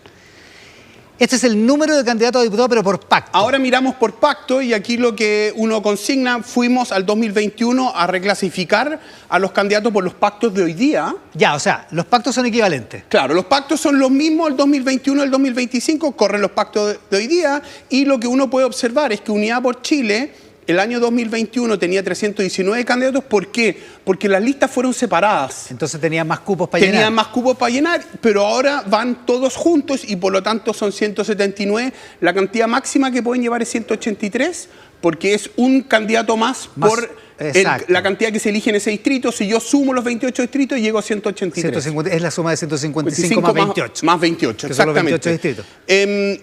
Chile Grande Unido 179, 181, es el mismo pacto y por lo tanto los candidatos son casi lo mismo. Chile Grande y Unido es Chile Vamos. Es Chile Vamos, ¿no ¿Ya? es cierto? Y el Partido La Gente lleva más candidatos, 20 más, y Cambio por Chile, que es el Partido Republicano, el Partido Nacional Libertario y el Partido Social Cristiano, ¿no es cierto? También tienen lleva 20 candidatos más hoy día. Hay un partido adicional que no estaba el 2021. Esto es muy notable, ¿eh? Claro, y los otros, que son todos estos partidos más chicos, bajaron de 421 a 223. Pero es notable lo que aumenta el pacto Verdes con Exactamente, es buen regionalista punto. y humanista. Claro, este fue el pacto que generó la tensión en el gobierno, Claro. donde el ministro tuvo que salir, ¿no es cierto? Donde Calixto, que iba a tratar de ir por demócratas con Chile Vamos, terminó yendo en esta lista. Entonces, este pacto, ¿no es cierto?, subió de 30 a 165 y probablemente va a generar ruido en varios distritos donde va a cambiar la correlación de fuerza. Claro, esos partidos entonces estaban presentes solo en 30 candidaturas y ahora tienen 165. Y eso es necesariamente va a impactar. No sabemos cuánto. Exactamente. Y pero probablemente en algunas zonas mucho más que en otras. Siguiente lámina de este estudio de Anholzer con las candidaturas presidenciales. Claro, Estos y son los ahora que van a la miramos reelección. los que van a la reelección, y vemos que en Unidad por Chile el año 2021 iban 37, ahora van 52, ahora se suma el Frente Amplio, ¿no es cierto? Y por eso también Aumenta sube ese la cantidad. Y como dato adicional, ¿no es cierto? Aquí tengo un torpedo adicional que no está ahí, es el año 2025, hoy día, Unidad por Chile tiene 72 diputados. Ya, y 52. Y 52 van a la reelección. O sea, solo 20 no van a la reelección. Solo 20 pueden ir en otros cupos, ¿no es cierto? Pasa el caso de Diego Ibáñez, que quiere saltar al Senado, ¿no es cierto? Y en el caso de Chile Grande... Carol Cariola también. Claro, Cariola estaba mencionando algunos nomás. Claro, lógico. Y Chile Grande Unido, que es Chile Vamos, baja de 42 a 36. Pero ponte tú, un caso notorio, que es Guillermo Ramírez, que se cambia de distrito. ¿Está contado como que va a la reelección? Que va a la reelección, Ya. igual que el senador Insulza, que estaba en Arica, ¿no es cierto? Y va a competir en Claro, Valparaíso. cuando veamos los de senadores va a estar contado. El Partido La Gente. El Partido La Gente tiene hoy día un diputado que va a la reelección, que es Pamela Giles, ¿no es cierto?, que va en el pacto con Partido claro, La Gente. que no estaba en el partido, No estaba en el partido en el 2021, ¿no es cierto? Claro. Y Cambio por Chile, la vez pasada tenía solo 2 diputados, ahora tiene 16 porque tiene una bancada mucho más grande por los que eligieron por primera el 2021. Pensar que el 2017, cuando José Antonio fue candidato, no tenía pacto parlamentario que lo acompañaba, pero sí el 2021. Y el 2021 sí, de hecho el republicano eligió 14. 14 o 15, sí, claro. Sí, exactamente. Claro. Y ahí tienen esos 16 Y que junto con Social el Cristiano. Verde Regionalista Y tiene Humanista. 6, que es el Verde, que el penúltimo pasa de 1 a 6. De 1 a 6 para la reelección. Claro. Y otros son Y otros de 3. 2 y 3. Ya, siguiente lámina de este estudio de Anholzer. Ya, Esto es entonces, interesante. y ahora lo que hacemos, importa mucho los partidos y todo, pero al final del día la gente elige en territorios. Claro. ¿No es cierto? Entonces aquí lo que hicimos fue ordenar la cantidad de candidatos a la reelección, y están destacados en amarillos los distritos donde el total de diputados en ejercicio va a la reelección. Ya. Entonces eso significa que el año 2021 en el Distrito 1, el Distrito del Norte, habían 3 diputados y esos 3 diputados iban a la reelección. Y por lo tanto ahí el nivel de competencia es mucho menor, porque si 3 incumbentes van a la reelección, lo más probable es que se elijan esos 3. Te hace muy difícil, claro. Después el Distrito 4 y el Distrito 11, que es el distrito aquí de Santiago, ¿no es cierto? Las Condes, Vitacura. El 11, claro. En Barnechea.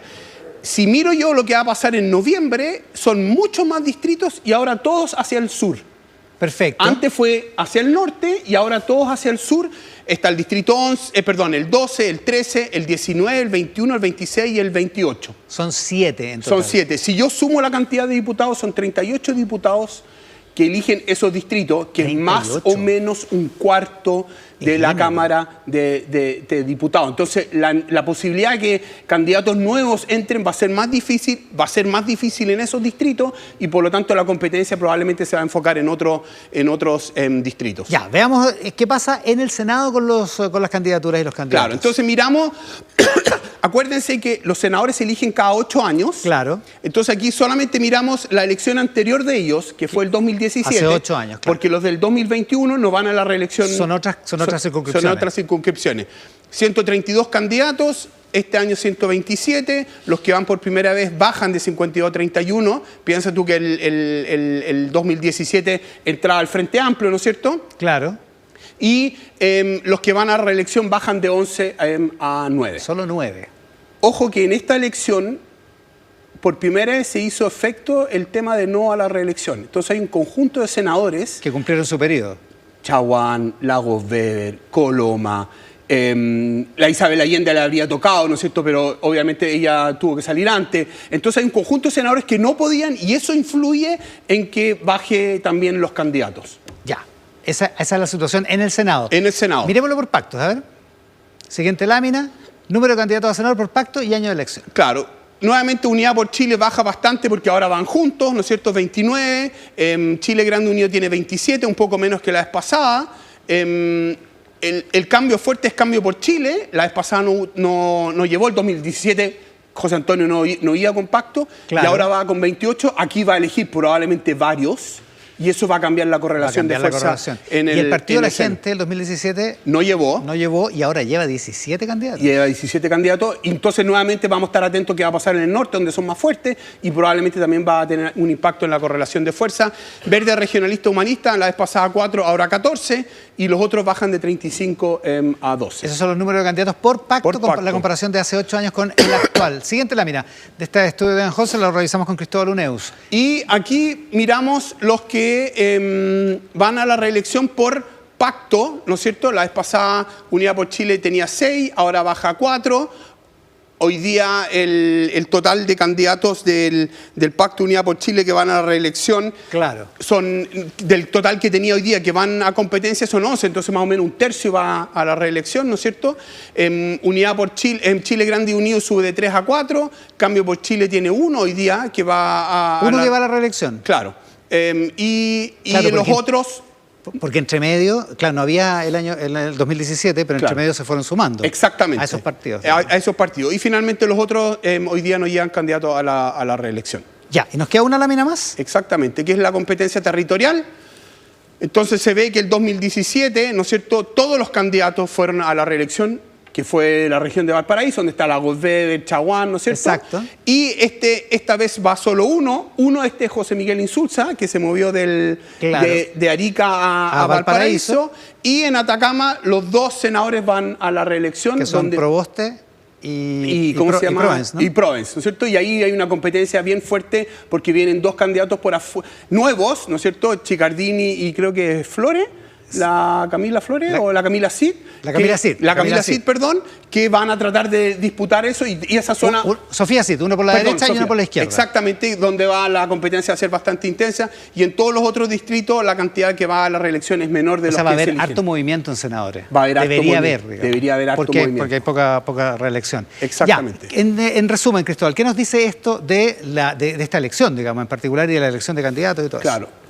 Muchos más candidatos van a la reelección en la Cámara de Diputados y por lo tanto, si hay cambio de correlación de fuerza, va a ser menor que lo que se observó el 2021, ¿no es cierto? Donde iban menos candidatos y por lo tanto vamos a ver menos candidatos, menos nuevos diputados elegidos, pero eso no lo vamos en el Senado, donde yo creo que van a entrar muchos más senadores nuevos, o por primera vez, que va a cambiar la correlación de fuerza y va a mover caras nuevas, porque además hay senadores que podrían haber ido a la reelección hoy día que y no no van. fueron, claro. Entonces, ¿va a haber caras nuevas en el Senado? Sí. Lo que está en duda todavía es cómo se van a repartir los votos. Claro, Digamos. claro. Vamos a traer a principios de octubre una nueva escenario de simulación para ver cómo va a quedar, cómo puede quedar conformado el Congreso con estos pactos y los candidatos. Eso lo dejamos para después del 18. Después del 18, sí. Gracias, Cristóbal. Muchas gracias, por estar con nosotros. Cristóbal Uneos, director de Data Science de Anholzer, siempre con nosotros acá en Mesa Central. Nos vamos a una pausa, siempre con nuestros auspiciadores. Hace un rato en la mesa de análisis, comentando la entrevista que aparece hoy en la tercera de Manuel Monsalve, decíamos que la defensora de la denunciante de Manuel Monsalve, María Elena Santibáñez, la abogada, había presentado una denuncia en la Defensoría Pública contra el abogado defensor de Monsalve, Víctor Providel. Me escriben desde la Defensoría diciendo que hace más de un mes que fue ese anuncio y la abogada Santibáñez no ha presentado denuncia alguna, que ella anunció que iba a presentar esa denuncia, pero ante la Defensoría Pública no la ha presentado y que tampoco lo ha hecho aparentemente ante ninguna otra instancia que pudiera supervigilar o revisar una situación como la aludida. Antes de la pausa, así que hecha la aclaración a petición de la Defensoría, totalmente pertinente además el dato. Antes de la pausa decíamos que don José Gregorio, exministro, expresidente del Banco Central, estaba con nosotros. José, muchísimas gracias por la gentileza de estar acá. Hola, buenos días, un gusto estar aquí. Buenas tardes a esta altura. Oye, José Gregorio está muy contento porque esta semana un pariente se ganó un Emmy, que no es una cosa poca, que es un chileno que se ganó un Emmy, que es el segundo Emmy que se gana todo esto, ¿no? Exactamente. Daniel, sí. Diego Pérez. Diego Pérez. Sí, mi yerno. Felicitaciones por el yerno. ¿eh? Muchas gracias. Ya. Felicitaciones a él. Sí, en realidad. Sí. Pero ya que estamos, dos chilenos ganaron Emmy en los premios técnicos. Los Emmy se entregan hoy día en la noche, los de los actores y todo eso. Oiga, la polémica con el Ejecutivo. Entre el Banco Central y el Ejecutivo. ¿Cuánta entidad tiene? ¿O estamos haciendo demasiada laraca por una frase que en realidad, como decía el consejero Alberto Nodo el otro día en Tele 13 Radio, fue una frase del presidente más bien cuidadosa? Se tienden a exagerar. Y todos yo le comenté a gente de gobierno, fuera de gobierno, me parece que de repente no hay que hacer ese tipo de declaraciones precisamente porque generan una polémica algo artificial. El gobierno dice, mira, a mí me parece, discrepo de los resultados, pero hay que llevarlo a una discusión un poco más técnica que política, porque si no la politizamos y en todas estas cosas se desvirtúa. El Banco Central hizo un muy buen estudio, un estudio, digamos, estado del arte en materia de investigación hoy día en economía, un estudio que es que le corresponde hacerlo. Es un estudio robusto. Muy robusto, porque además, aparte de lo que hace, vamos a tener un seminario académico donde se va a discutir en nuestra facultad, ¿no es cierto? Y donde además tienen otros tipos de ejercicios para ver esto. ¿Y qué es lo que ellos quieren decir? Dicen, ¿qué pasó con el salario mínimo sobre el empleo y la reforma? Entonces hay gente que empieza a decir, ¿pero cómo hace eso? La verdad que es no darse cuenta que la evolución del mercado laboral es fundamental para entender la política monetaria y qué es lo que tenemos que hacer. Por ejemplo, si nosotros vemos que el desempleo está aumentando y detectamos que el desempleo aumenta porque cayó la demanda, porque hay avance tecnológico, hay espacio para reducir tasa. ¿Por qué? Porque podemos estimular para que se recupere. Ya. Pero si nosotros observamos que es porque hay un empujón de salario proveniente de reajuste, que de repente van probablemente a traer más inflación. Porque está saliendo más caro el trabajo. Exactamente, digamos, va a haber más inflación, las empresas una manera de ajustarse a subir precios, probablemente no es la misma recomendación que sea un freno de demanda. Por lo tanto, por eso el Banco Central tiene que saber. Tiene que entender de dónde proviene, o sea, nosotros tenemos números, hay que entender qué es lo que mueve esos números y qué es lo que lo determina para poder aplicar una política monetaria adecuada. Por lo tanto, es absolutamente razonable que el Banco Central lo estudie. Creo más importante, es el primer estudio que evalúa estas políticas. Bueno, a mí me gustaría que en la universidad, muchos de mis colegas, que en el gobierno hubiera más evaluación de esta política. Es bien importante y lo que dice el estudio, dice efectivamente afectado al empleo, no puede llegar a magnitudes precisas. Estamos hablando del salario mínimo, ¿eh? Del salario mínimo. Porque se ha mezclado todo. Salario mínimo, 40 horas, reforma de pensiones. Salario mínimo y 40 horas, pero lo fundamental es el salario mínimo, claro. Entonces lo que ellos dicen es, efecto alto del empleo. Cuando uno ve los estudios, hay un estudio central que es muy bueno y agregan estudios adicionales, dice puede esto haber subido en 0,4 el desempleo, ese orden de magnitud, cifra. Es un estudio muy serio. A mí lo que no me gusta cuando de repente uno ve titulares y dice el salario mínimo redujo en 218.424 empleos. Eso no es serio. Porque eso no es imposible saberlo. Hay mucho. Pero esto es lo más serio y yo hubiera esperado y esperaría que el gobierno tome en serio esto y más que una discusión de si te equivocaste en el último dato, tratar de entender qué está pasando en el mercado laboral con el salario mínimo y con el bienestar de las personas que tienen menos ingresos. Metamos en ese tema, pero algunas cosas anteriores. Usted dice, me gustaría que el gobierno hiciera sus estudios. ¿El gobierno no tiene el músculo para hacer ese tipo de estudios? Pero puede hacerlo en combinación. O sea, dado lo que hace el Banco Central, uno podría tomar esos datos, tratar de darle vuelta, mirarlos más. Pero hay que con la Facultad de Economía de la Chile, de la que usted es decano, por ejemplo. No, se lo digo en serio. Podría ser, digamos. Sí, pues hay colegas que trabajan en cosas laterales. Lo que está haciendo a veces uno en la academia es un poquito más fuera de la cosa directa. Ya. Pero se puede trabajar en esto. O sea, si le interesara al gobierno lo podría hacer. En particular, dado lo que ya ha hecho el banco, lo importante es decir desde ahí construir, porque me parece que, y construir en las dimensiones que el gobierno. Te voy a decir una duda que tengo yo respecto a esto.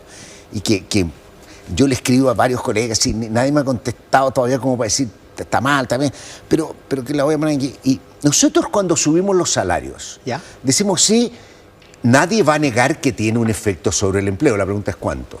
Y la pregunta o sea, como cualquier cosa a la que uno le sube el precio. Digamos. Es por qué otros canales la economía se ajusta. Hay mucha discusión, muy interesante. Pero hay una cosa que me preocupa, que yo empecé a ver los datos. Cuando empezó esta discusión, a mí me gusta sentarme, mirar, bajar los datos y convencerme y revisarlos para no cometer errores, pero me pasó que tú puedes decir, cae el salario, cae el empleo un poco, pero el efecto salario domina y el ingreso de los trabajadores sube en general. Eso se ha detectado en algunas partes. Creo que eso fue importante y que a mí siempre este tema me ha inquietado. La primera administración de Lula hizo un aumento salarial como el que se hizo acá, mejoró la distribución de ingresos, mejoró los ingresos laborales y hay un trabajo muy bien publicado. Pero ingresos laborales es la cuenta de lo que ganan todos los trabajadores. Es el salario por la cantidad de trabajadores. Aunque hay algunos que perdieron el trabajo. No, si esto es una cosa, exactamente. Es que el ingreso laboral para completo. Entender, sí. ¿Qué es lo que pasó? Y entonces, cuando hay poco efecto en el empleo y viene el salario, sube la planilla. Claro. ¿Qué pasa en Chile en los últimos años, viendo los datos de cuentas nacionales, de las cuentas institucionales, de cuentas nacionales que elabora el Banco Central? Tú ves que la participación de trabajo en los ingresos totales ha decaído. Es decir, como parte del ingreso total, el alza de salario ha sido más que compensada por un mercado laboral lento, flojo. O sea, a pesar de que le estamos pagando más a los trabajadores... Exactamente. La planilla respecto de los ingresos totales ha estado cayendo. Y eso uno podría inferir que es porque... Hay tres cosas que también la enfatiza el estudio del Banco Central que están afectando el empleo hoy día. Hay tres fenómenos. A ver. El primero, hay un fenómeno demográfico, ajustes post-pandemia, que explica por qué el empleo, mucha gente dice, hoy día el empleo es más bajo respecto de la población que pre-pandemia, porque hay mucha gente que sobre los 65 años salió de la fuerza de trabajo y dejó de trabajar producto de la PGU y de razones sanitarias. Es un fenómeno importante que tenemos que tomarlo en cuenta, sobre todo para hacer un diagnóstico del mercado laboral. Uno dice, puede haber menos empleo, pero hay una fracción importante que sale porque esto no ocurre entre 15 y 64 años. Solo para los mayores. Ese es el primer fenómeno. El segundo, que es un fenómeno que todavía estamos discutiendo, que también hay grandes peleas en economía y grandes discusiones, es el cambio tecnológico. O sea, hoy día, y esto a mi juicio, todavía la evidencia no es como definitiva, pero hay bastante evidencia que apunta a que los sectores más expuestos, por ejemplo, a inteligencia artificial, están reduciendo mucho más el empleo. Dado todo el avance tecnológico además que hay, muchas cosas que se han dicho, en las 40 horas, en el aumento del salario mínimo, gatilla una aceleración de este proceso. La empresa dice en estos momentos, ¿sabes qué más? Pensemos ahora cómo adoptamos más tecnología, porque esto va a afectar el empleo. Y esto además, el efecto sobre el empleo no es solamente el empleo de baja calificación. que en muchos casos uno dice, también son empleos calificados, programadores están siendo afectados, hay muchas. Y el tercero son las reformas que se han hecho, aumento del salario mínimo y las 40 horas. Claro, por eso no es un efecto puro. Dos cosas. Uno, en el gobierno de Elwin y en el gobierno de Frei Ruiz-Tagle se aumentó el salario mínimo mucho más que en este gobierno. Pero ahí no hubo esta discusión y no parece haber afectado el empleo. ¿Por qué? Déjame, cuando tú le preguntas a ChatGPT te contesta así, muy buena pregunta, te dice lo que te decía. Y cuando se equivoca te dice perdón. Pero hay dos cosas importantes. Es desde el nivel que vienes. Ya. Yo creo que lo que pasa, no alcanza a ver los datos, ¿no es cierto? Lo que pasó cuando Lula lo sube en Brasil y tiene menos efecto es porque tienes un salario Mínimo muy bajo. Que era el problema Chile en el caso de es Elwin, ¿no? el tercer país en salario mínimo más alto de los que uno encuentra datos de la OECD y los que tienen datos, después de Costa Rica, Colombia. Todos los países desarrollados tienen mucho menos. Ya. Respecto del salario mediano, con toda la discusión de cómo se mide, en Chile es como 70%, en todos los otros países hay algunos 62, 60 y 50%. El gobierno de Elwin partimos con un salario mínimo bastante rezagado, por lo tanto la implicancia que tiene sobre el empleo es bastante menor. Ya. Hay menos gente impactada y las empresas tienen más flexibilidad para poder ajustar un salario. Segundo, el gobierno del presidente Frei, hay que tener mucho cuidado porque el gobierno del presidente Frei hubo un aumento de salario muy grande, sí, pero hubo efectos sobre el empleo. Pero el estudio, un estudio que hicieron en el BID Alejandro Mico, Kevin Caguan, Carmen Pajés, de hecho salió en 2004 y tuvimos mucha discusión, varios años después. Y el estudio muestra que el empleo fue afectado. Y fue afectado por una razón que también es importante tenerla para hoy día. Fue afectado porque coincide, y fue una cosa como de suerte, con la crisis asiática, que es en el momento en que la economía chilena es muy golpeada en términos de actividad, la capacidad de absorción de un salario mínimo mayor es mucho menor que en una economía en boom como venía Elwin. Es lo que está pasando un poco también hoy día. Una economía que crece relativamente lento. Su capacidad de absorción de un salario mínimo que sube es bastante menor que una economía que está pujante. Pregunta, David Bravo dice que estamos en una emergencia laboral, o sea, había una polémica en este asunto y entre otras cosas dice que hay una discrepancia desde el año 2020 en adelante entre la encuesta del Instituto Nacional de Estadísticas de Empleo y los datos administrativos, los datos, por ejemplo, de las AFP, ¿no? AFC, sí. O del Seguro de Cesantía. ¿Es importante esa discrepancia? Porque él dice, antes esos datos tendían a coincidir. Evidentemente no son lo mismo, pues si no los contaríamos una sola vez.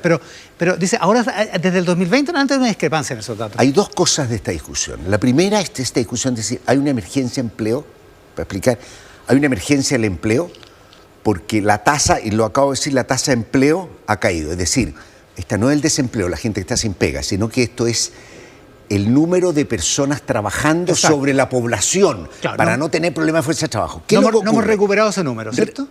No lo hemos recuperado desde prepandemia, no lo hemos recuperado para el total, pero como te dije recién, si tú sacas los mayores de 65, lo hemos recuperado. Ya. Por lo tanto, esa emergencia no es emergencia porque es un problema que tiene que ver con la PGU, con temas sanitarios de 65 hacia arriba.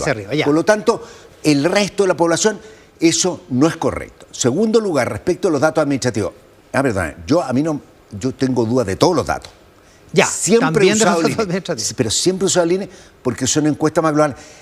O sea, es mejor usar... No, espera, tú no puedes decir los datos del INE son malos, pero tomarlos como base para el empleo total y restarle los datos de otras fuentes. O sea, yo digo, los datos del INE están raros, pero para calcular, hacer mi cálculo, tomo los datos administrativos y los mezclo con el INE. O sea, estoy siguiendo... Eso es mezclar peras con manzanas. Tienes que mostrar, o sea, un poquito, poco recursos. Lo que yo, insisto, lo que hay que hacer, primero, los datos administrativos son muy buenos para conocer, y de hecho lo usa el Banco Central o el mínimo para conocer características. ¿Cuál es el problema? Tanto los datos como del INE, como los datos de los registros administrativos tienen problemas, por ejemplo, que al honorario, al que paga honorario, pero que como no está en la AFP, no están... o está una parte, no están incluidos. Pero en los datos administrativos, por ejemplo, si tú te atrasas en pagar aparecen tus trabajadores como informales cuando en el fondo es atraso de cuando pago es un de atraso de pago. imposiciones. Entonces hay que Ahora, tener mucho cuidado. Una cuestión de fondo, que es más política. El presidente, despejemos el tema de la autonomía, porque la presidenta del Banco Central, Rosana Acosta, Naudón, el otro día... eso es despejemos el asunto de la autonomía. Pero en la frase del presidente, lo que dice, que es una frase bastante cuidadosa, dice, yo discrepo, me parece que es un debate legítimo, pero el problema de esta frase, del estudio, es que le resta valor a los beneficios sociales que se consiguieron con estas legislaciones. Y entonces plantea una especie de discusión, debate entre la rigurosidad técnica y el beneficio social que las políticas pueden Está subir, bien, pueden obtener. El presidente fue cuidadoso, no hay duda que el presidente respeta la autonomía. Estuvimos en un acto de celebración de los 100 años del Banco Central, expresidente, exministro, la presidenta del banco, un lujo de discurso de la presidenta del banco, el presidente, no, eso no hay duda. Aquí no estamos como en otras partes, que es bastante más grave. Pero ahí es donde a mí me cae, y creo que el gobierno deberían hacerlo, más que tratar de demostrar, tenemos que hacer evaluaciones. Sí, mira, en la política económica, suponte cuando Frey aumenta en el gobierno del presidente Frey el salario mínimo, y después de haberlo legislado se les viene la crisis asiática. O sea, uno tiene que saber de que las condiciones y que hacemos mucha política con incertidumbre. Pero hay un problema, el beneficio social, y a eso me quiero referir. Efectivamente, las familias que lo consiguieron, y es lo que te decían antes, porque esta reflexión viene de ahí, las familias que lo consiguieron, un mayor salario, un mayor ingreso, se beneficiaron. Pero hay familias que perdieron el empleo. Entonces la pregunta que uno se tiene que hacer para el beneficio social es mirar qué pasa con el ingreso laboral general. Claro. Y ahí es donde yo tengo mis dudas de que realmente haya sido oportuno, de que ahora... O sea, perdón, esto no se puede medir solo por el beneficio social en abstracto. No, pero es que tiene sentido que la gente gane más. Hay que ponerle números, hay que buscar todos los efectos y tenemos que ir corrigiendo. Yo creo que hubo un aumento del salario mínimo, creo que no hay mucho espacio en el futuro para tener aumentos significativos del salario mínimo, por mucho que nos guste, ¿no es cierto? Pero no podemos hacerlo por responsabilidad con nuestro país, con responsabilidad a la gente que está ingresando a la fuerza de trabajo con sus trabajadores. Nos queda pendiente todo el recorte fiscal y todas las cosas que están en lisa en la campaña presidencial, pero a lo mejor podemos conversar de nuevo en otra ocasión. Okay. ¿Te parece? Gusto haber estado aquí. El decano de la Facultad de Economía y Negocios de la Universidad de Chile, exministro, expresidente del Banco Central, José de Gregorio, esta mañana aquí en Mesa Central. Gracias, José. Nos vamos a la pausa, volvemos de inmediato en Mesa Central. Por el 13 en simultáneo con Tele 13 Radio, con T13 en vivo y todas nuestras plataformas, con el exdirector del Instituto Nacional de Derechos Humanos, Sergio Mijo, aquí en Mesa Central. Sergio, muchas gracias por la gentileza de estar acá. No, muchas gracias a ti por la invitación. Ahora está de autor. Estoy autor de un libro. ¿Puede mostrarlo? Porque esta es la versión, el libro gordo de BTT. Ocurrió en octubre, claro, no apareció el ejemplar físico todavía. Está en preventa, sí. Pero se lanza en 1 de octubre. El 1 de octubre, sí. Ocurrió en octubre, es Diario del Estallido y mi paso por el INDH. ¿Por qué escribir un libro? Porque lo que ocurrió en octubre del 2019 no se puede olvidar. No se puede olvidar porque tuvimos manifestaciones de más de 4 millones de personas que protestaban por falta de oportunidades, por falta de seguridad, por abusos, desigualdades de una democracia que creíamos consolidada. Pero no se puede olvidar también el estallido que se llamó social, pero también hubo un estallido antisocial. Así tuvimos niveles de violencia a tal punto que hay 4.000 personas que fueron condenadas de 40.000 procesos judiciales. También hubo una crisis política producto de la violencia que no se supo condenar por los demócratas de aquellos tiempos. Y simplemente acá recuerdo que hubo 550 ataques a retenes policiales y 76 ataques a unidades militares. Esa fue la magnitud. Y dentro de ese marco no supimos defender nuestra democracia, que pudimos haber perdido. Entonces es clave saber qué ocurrió en octubre, por qué ocurrió y qué tenemos que hacer para que no vuelva a ocurrir. Y usted es un testigo privilegiado de todo eso. Así mira, en la práctica.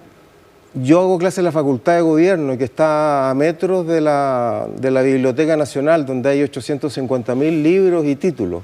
Entonces, un acto de vanidad bien desequilibrado, digamos, escribir un libro Agregar uno más. Claro, pero justamente el valor que tiene el libro es que yo no fui de la primera línea, más bien estuve en la anti-primera línea, pero sí estuve en primera fila. En primera fila, claro. Y la primera parte del libro voy día a día. Sí, eligió la cronología, ¿por qué? Sí. Porque es mucho más, porque quiero volver a los lectores del libro a que vuelvan a vivir esos días Entonces voy día por día. ¿Qué sintió cuando hacía esa cronología? Fue tremendo nomás, porque hay gente que asocia la crisis social de octubre con la expresión de un pueblo que quería cambios. Pero para mí la crisis social de octubre son violaciones a los derechos humanos y violencia como no se veían en Chile. Cuando yo fui presidente de una federación de estudiantes, estuve para las protestas, el 83, 86, y yo para octubre del 72 vivía a cuadras de la Universidad de Concepción. Entonces yo lo viví desde el puro dolor nomás, y quiero transmitirlo en el libro. Y en resumen, en el resumen, ¿eso es el estallido para usted? ¿Violencia y violación de los derechos humanos? Y lo primero que te señalé es la expresión de un malestar con nuestra democracia largamente contenido que pudimos haber previsto y enfrentado, y al no hacerlo, bueno, nos reventó en la cara de una forma que yo jamás hubiese esperado. Hablábamos antes de salir al aire de lo que decían las encuestas en esa época. Sí. Había un declive de la opinión pública hacia la violencia, hacia justificar lo que pasaba en las calles, hacia alabar y aplaudir incluso lo que pasaba en las calles. ¿Cómo es que llegamos a eso? ¿La cronología le sirve para entender eso?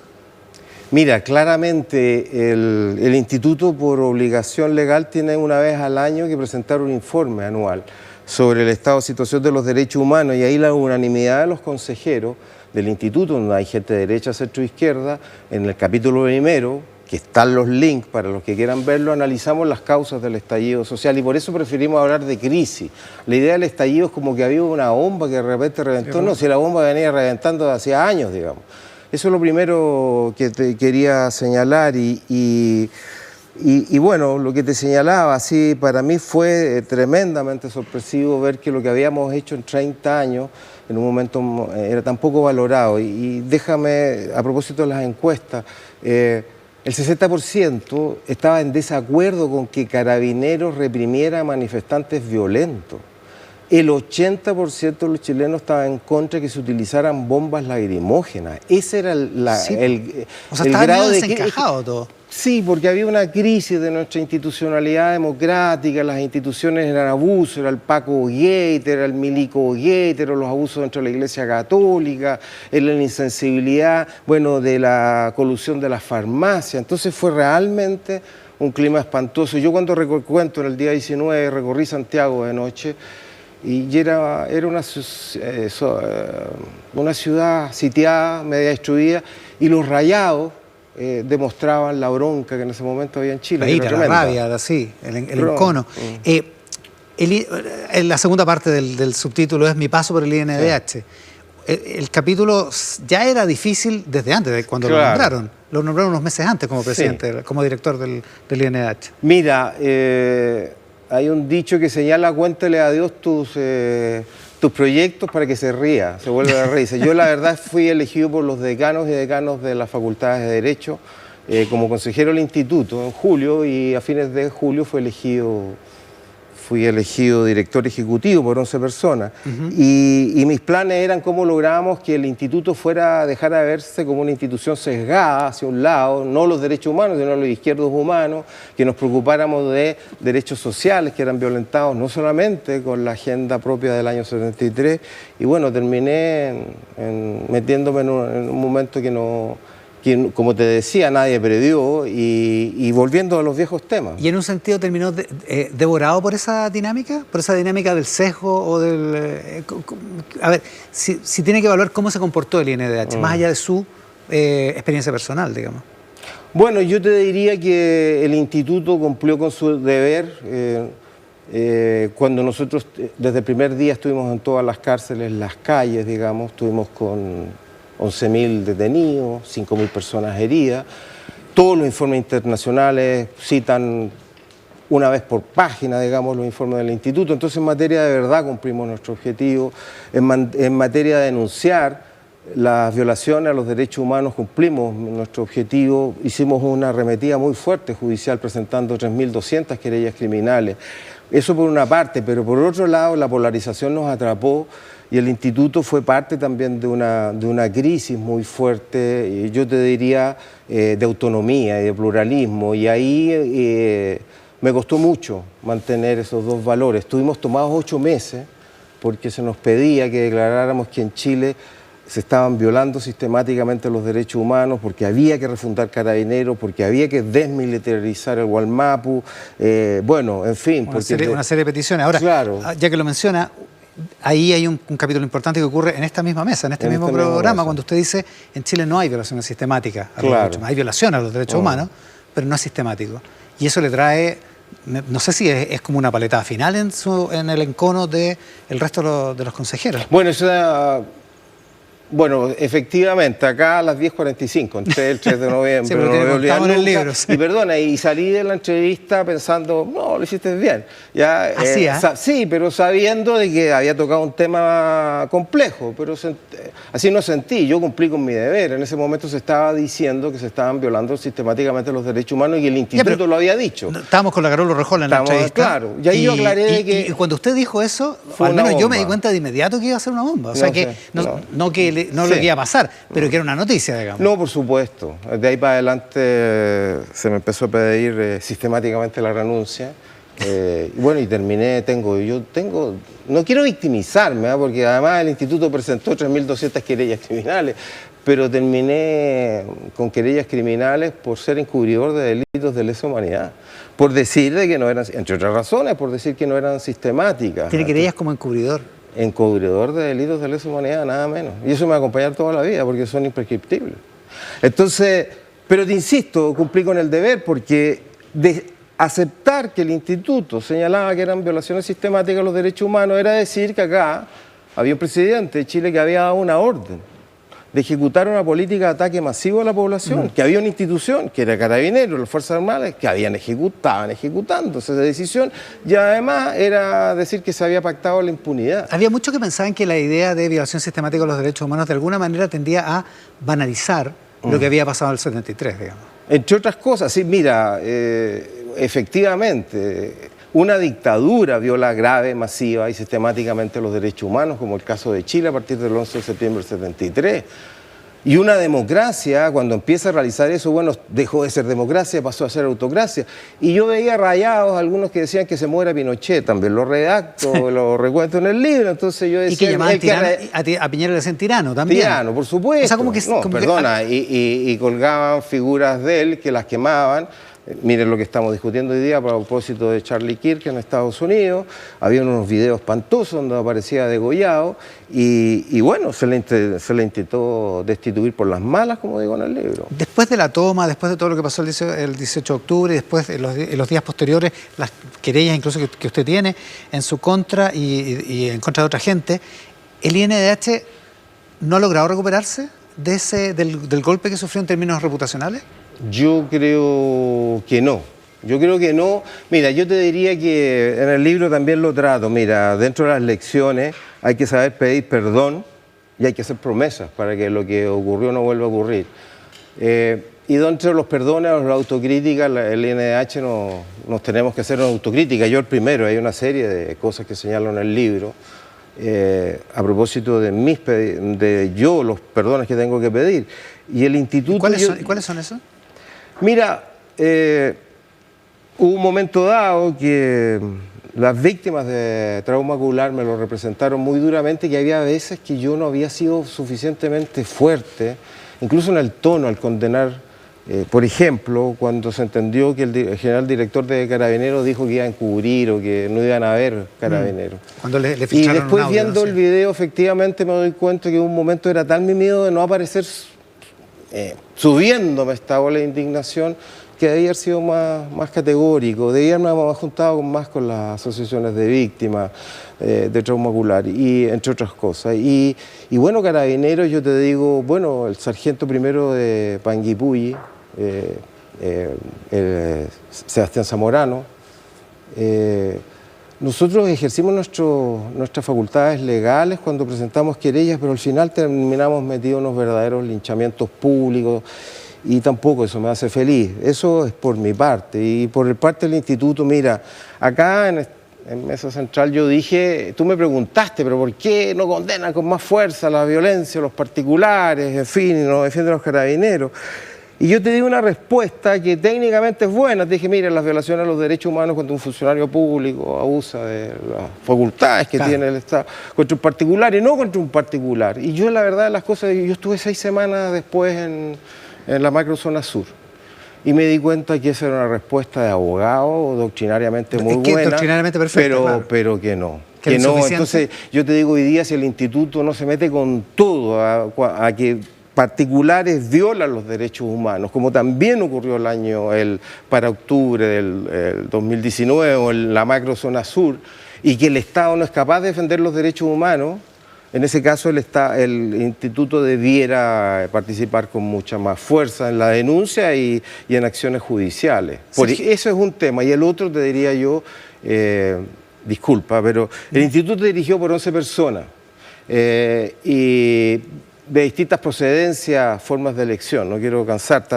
Yo creo que debieran ser hoy día todos elegidos por el Congreso Nacional por un quórum de 2/3, porque los derechos humanos o son de todos o no son de nadie, y el instituto ha sido, y yo con justicia señalo, en un momento dado, yo planteé el problema del sesgo del instituto, y si no superamos eso va a haber mucha gente que nos va a seguir mirando con mucha desconfianza. Claro, y un instituto dañado en su reputación no sirve para nada. Y no Ahora, sirve. Dicho eso, a propósito del estallido, de lo que la gente piensa y todo, usted ve que en la campaña presidencial, de alguna manera, la idea de la amenaza de un nuevo estallido, la idea de la paz social, se vuelve a instalar.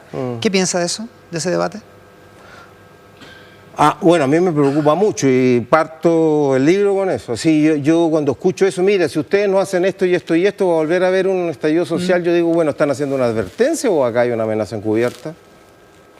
Nosotros garantizamos la paz social, ustedes no. ¿Qué significa eso si la paz social tiene que ser garantizada por todos los actores, de derecha, centro y izquierda?